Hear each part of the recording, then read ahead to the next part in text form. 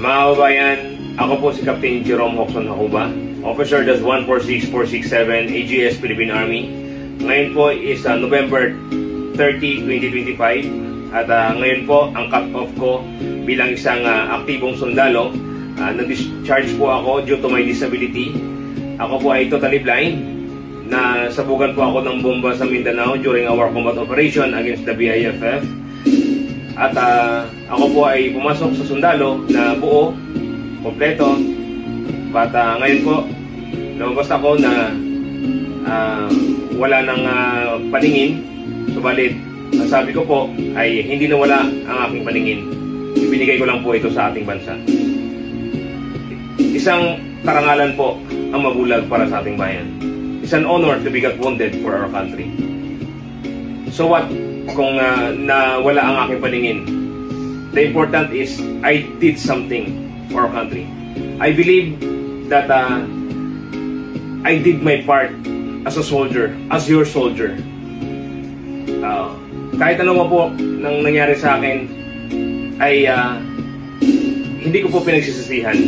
Kahit ako bibigyan pa muli ng pagkakataon na makapag-serbisyo muli sa bayan, pipiliin ko pa rin ang pagiging isang sundalo. Sapagkat dito ko po nakita na ang pagiging isang sundalo ay hindi lahat binigyan ng pagkakataon na mamatay para sa ating bayan.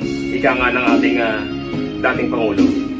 At ngayon po, may isang akong follower na nagbigay sa akin ng isang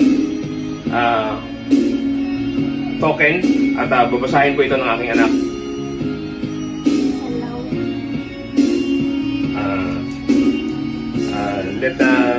Please read, anak. Please read.